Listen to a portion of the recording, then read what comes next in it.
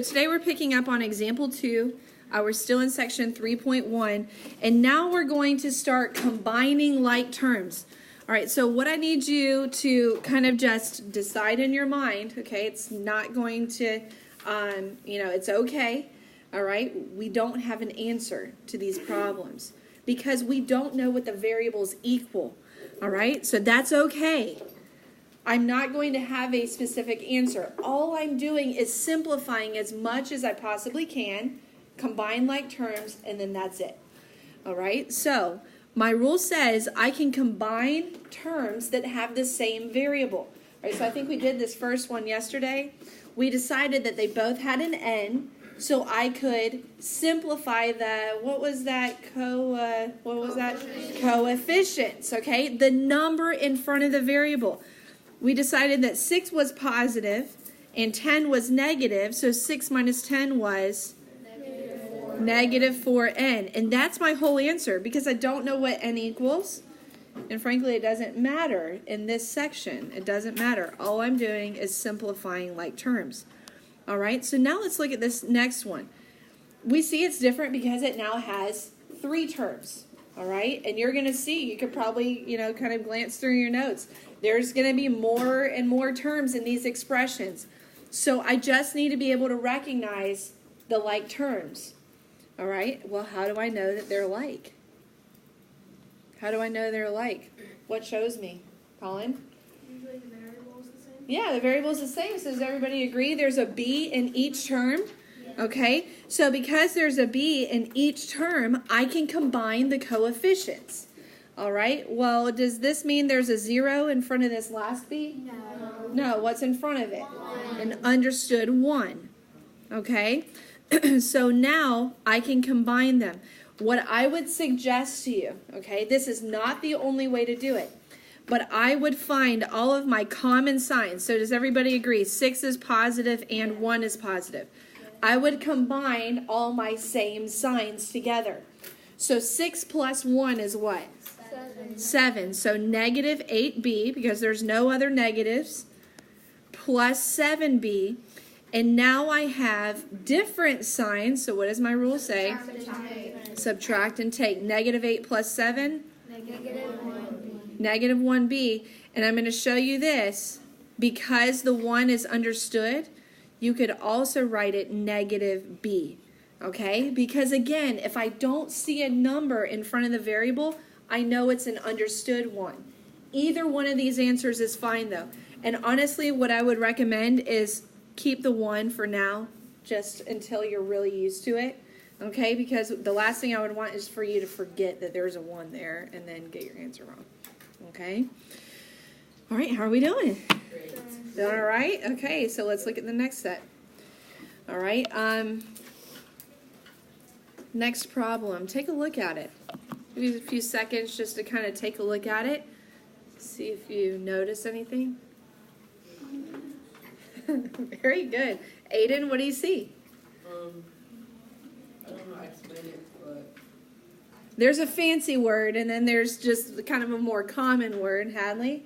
There's 2 4s. Yeah, okay, so you're being drawn there, Joel. Matthew? Yes, so they're opposites. What's that fancy word we use?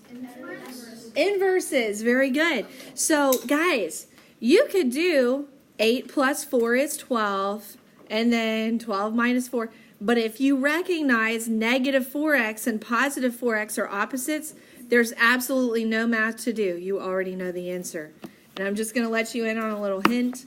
I love these kinds of problems that look, this one doesn't really look hard, but giving you problems that would typically look difficult, but if you can recognize inverses, actually very simple to solve, okay? Because those types of problems test you on a couple different things all in one, all right? Noticing your inverses, combining like terms, and so forth. All right, next problem. Next problem. Okay, what's catching your attention first? And there's not necessarily any right or wrong answer. Not fractions, but decimals. What else? Y'all just tell me. What else catches your attention? No. Just tell me. There's only a W. There's only a W. Is that what you were kind of saying?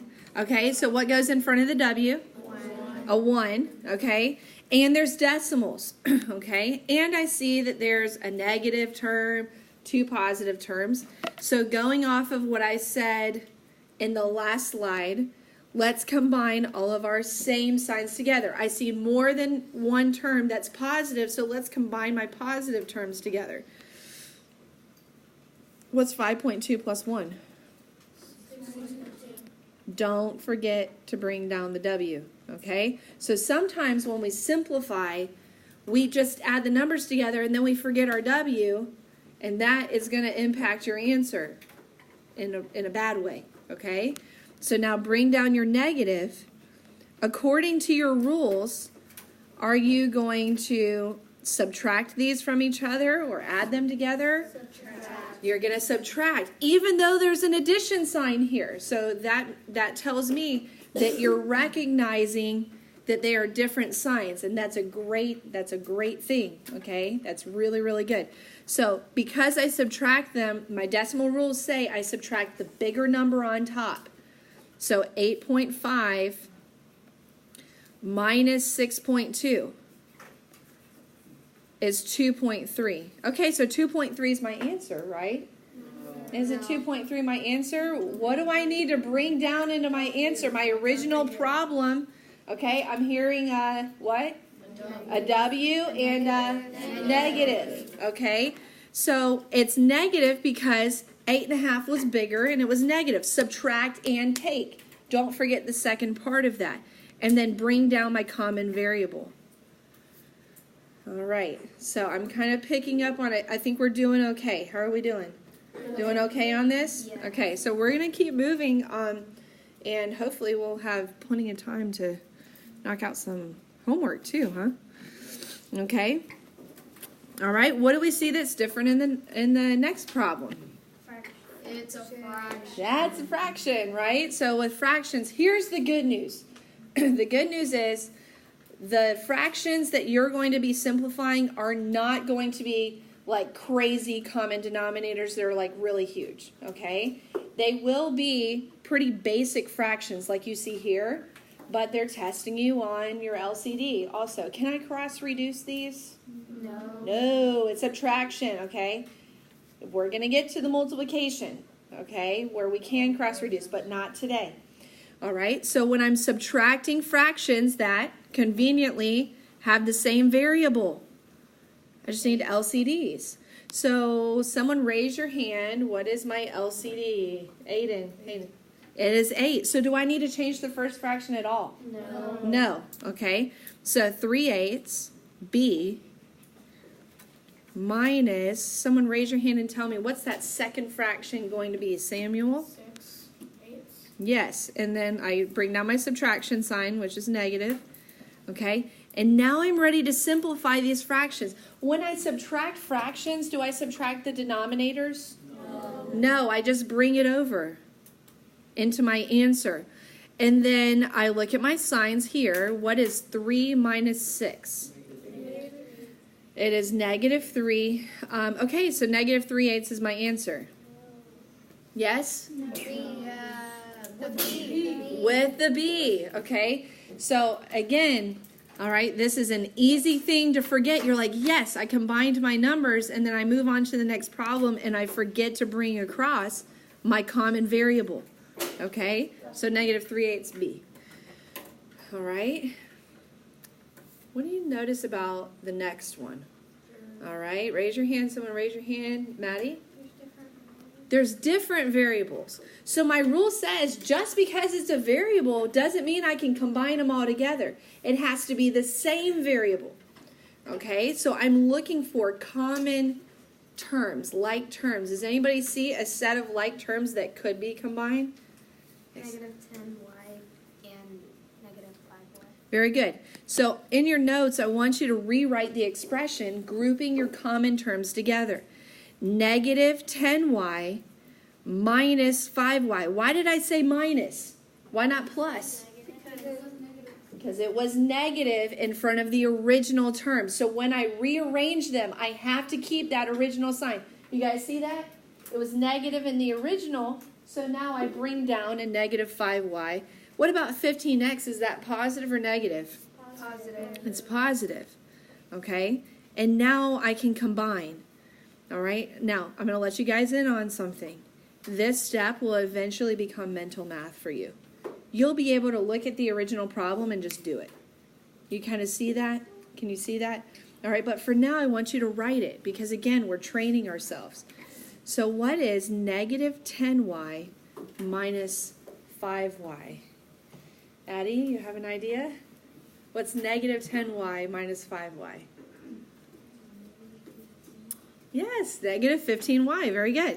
All right, so negative 15y plus 15x. Okay, great. I have inverses again, right? Do I have inverses? No. No, I don't. Because one is an x and one is a y. These are not inverses. So a common mistake that I'll see, guys, I'm putting this on here for a very specific reason. I'll see 0 for this answer. Do you see how that could be an easy mistake to make? All right, but remember, they're different variables, so you can't combine them. All right, how are we doing? That's it. That's it. That's it. That's my answer. I cannot, I know, guys. All right, I cannot combine them anymore because one is an X and one is a Y. That's it. Okay, if they were the same variable, then by all means, let's keep going. All right, you got it? Listen, I know it's different, but if you can just kind of follow along with the steps, I think we can get it. All right, we'll skip the recap. I think we've done enough of those. We did like 8 of them, okay? Okay, so now these look a little bit more involved, don't they? Involved is kind of the right word, right? Yeah. Not annoying, okay? We don't get annoyed by long problems. Okay, we're ready for it. We're ready for the challenge, right? Okay, so the first thing I want you to, again, develop this habit. When you first look at an expression, look for the like terms and rewrite it to group your like terms together. So just start with the first one, 3/4 y. Can someone raise your hand and tell me what is the next term that you would want to write after 3/4 y? Hadley? Yes, negative 1/2. Do you see why she brought down a negative? Yes. Okay, because negative was in front of 1/2 in the original. Okay, and now we bring down our numbers. This looks intimidating. Why? Because there's a fraction.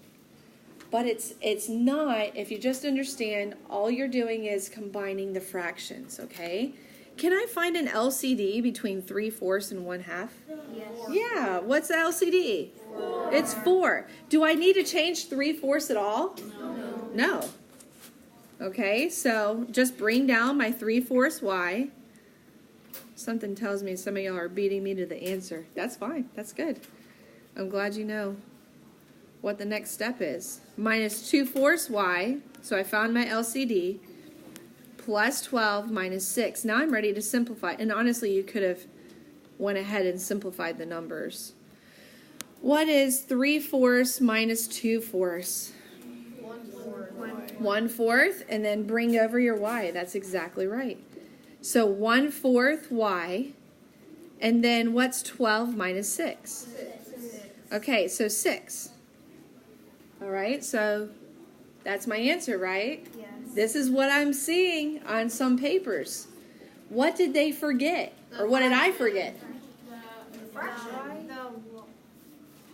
Nope, I've got a y. What is missing in my answer? The addition sign. The addition sign. So you guys are leaving it blank, okay? Or I'll just say I left it blank, all right? But 12 minus 6 you said was 6, right? 6 was positive, right? So that's why a plus sign goes in front of the 6. So if 6 had been negative, what would have gone in front of the 6? A minus or a negative. It's the same thing. Catching on? I can see some light bulbs. Anytime I say light bulb, I think of Gru, Despicable Me. I mean, yes, you say it a lot better than me. I tried to do the Gru impersonation once in class. It didn't go over so well because I'm not good at impersonation. So I swore, and I told my husband later on that day, I swore I would never do an impersonation again. Okay? But you guys are doing well. Okay, so here's what I want you to do. Do the last one. Compare your answers with your neighbor. I'll give you just about a minute. Go ahead and do the last one. I'm going to clear the screen and compare your answers with your neighbor. All right, so I have y's. What's negative 3y minus 5y? Negative 8y. Negative 8y. And what's 4z plus 9z? 13z. 13z. Awesome. Okay, that's my answer. Yay! I cannot combine it anymore. One is a y, one is a z. Not like terms. I'm done. Okay, I'm done.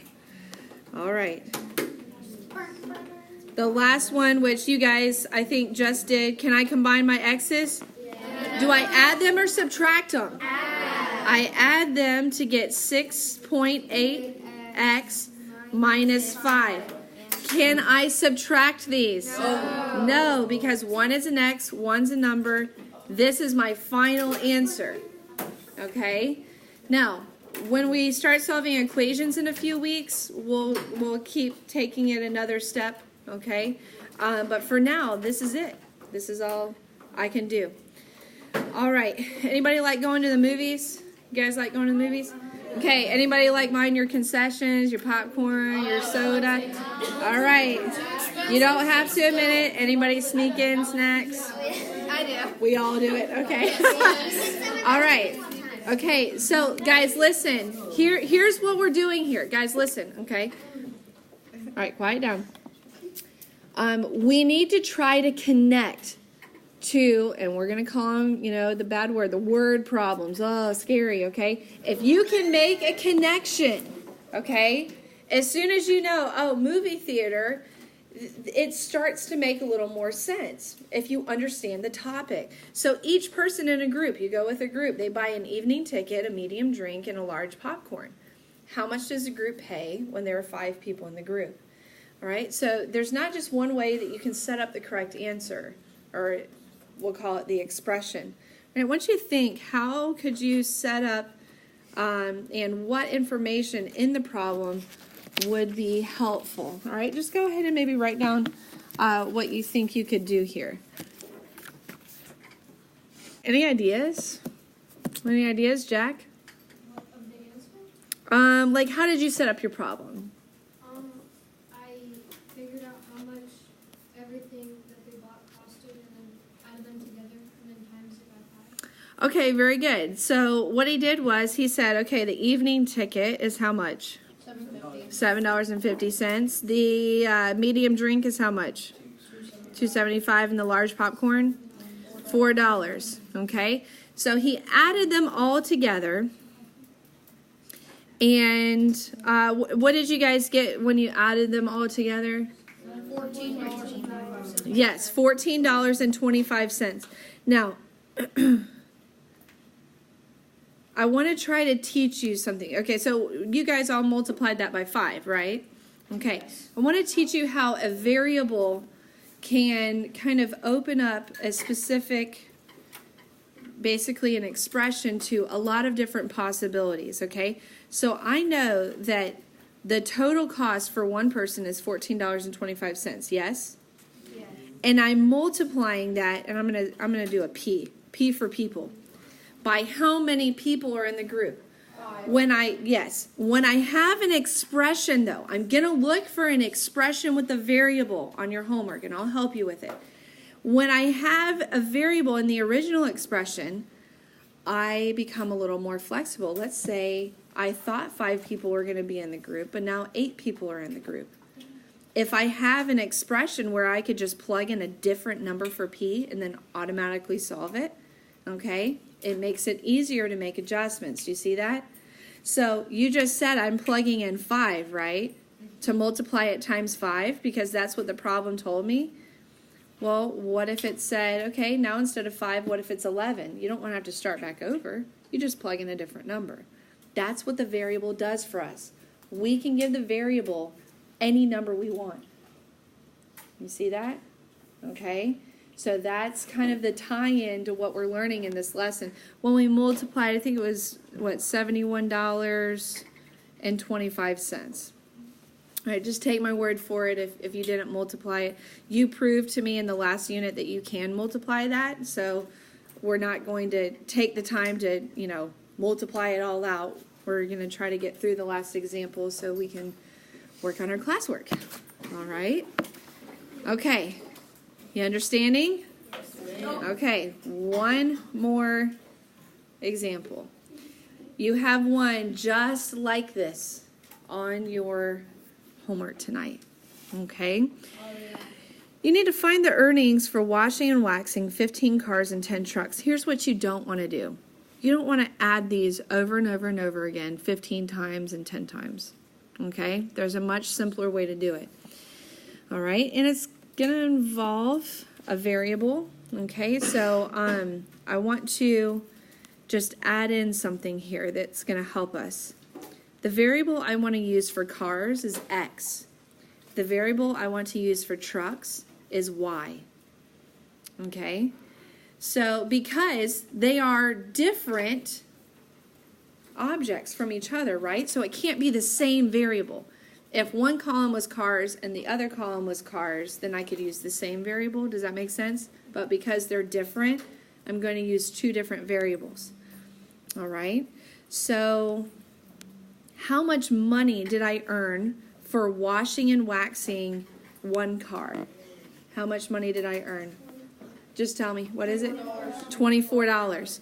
So I can take $24 and I can multiply it by X, however many cars, okay? So if this problem gave me a different number of cars, no problem. I just plug in a different number in for X, okay?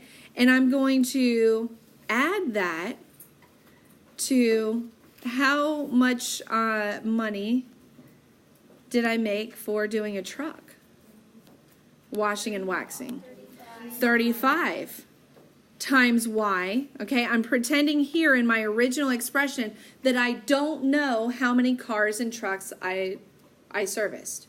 Okay, so that's what the variable stands for. So see what you did here, guys. You created what we call a template. All right, let's say the next day you washed and waxed 24 cars. Well, now you have a template where you can plug in a different number for X. You see that? Okay, so now this problem specifically gives me what value for cars, what value for X. I heard it. 15. 24 times 15 plus 35 times what value would I plug in for Y? 10.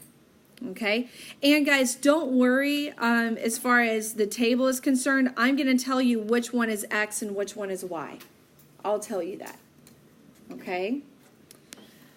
All right, so now when I multiply and add them together, has anybody solved it yet? Has anybody solved it? Addie?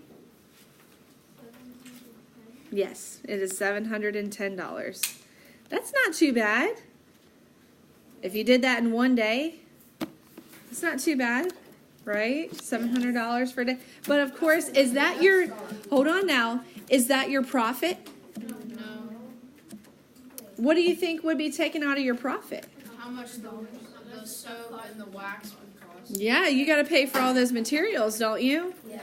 And then, do you think you did 25 cars all by yourself in one day? No. That's probably not realistic. So now you have to pay employees too.